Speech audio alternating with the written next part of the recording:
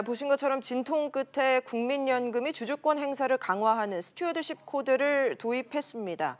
앞으로 어떤 절차를 거쳐서 제도가 이행되고 국민연금의 경영 참여 그 의미는 무엇인지 취재기자와 함께 조금 더 자세히 짚어보겠습니다. 장지연 기자가 나와 있습니다. 장 기자, 이 국민연금의 기금운용위원회가 의결을 한 경우에 한해서 경영권 참여가 이루어진다고 했는데 구체적으로 어떤 경우가 될까요?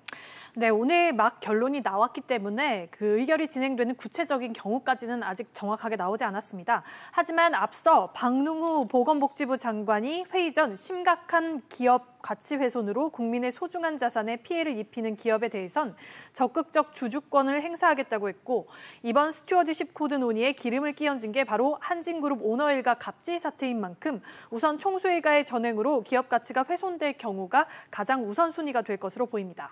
네, 경영 참여 부분을 두고 그동안 찬반이 극심했었는데 여하튼 참여하기로 결정을 했어요. 어떤 평가들이 나오고 있습니까?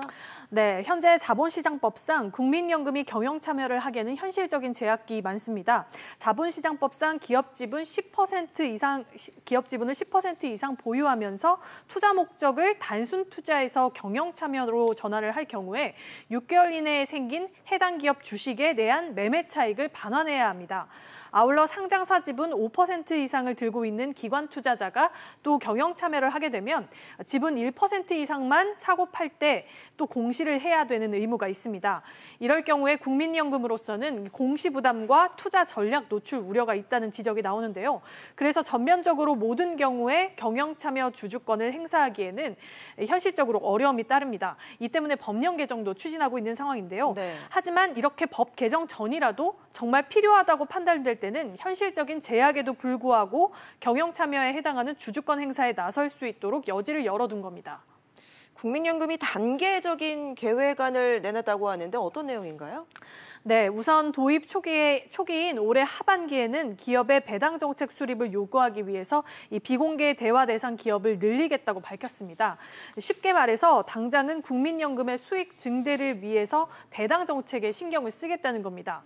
내년부터는 횡령과 배임, 총수일가, 사익 편취 행위를 중점 관리 사항으로 정하고 역시 비공개 대화를 통해 관리를 해 나갈 예정입니다.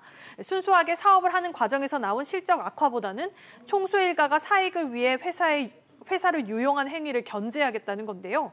스튜어드십 도입 3년 차인 2020년에는 개선의 여지가 없는 기업에 대해선 이름을 공개하고 공식적으로 주주 활동에 나서겠다고 밝혔습니다. 네. 앞으로 2년 동안 기업에 충분히 제도에 적응할 기회를 주겠지만 그럼에도 문제가 있는 기업에 대해서는 공개적으로 경영 참여에 나서겠다는 뜻으로 풀이가 됩니다.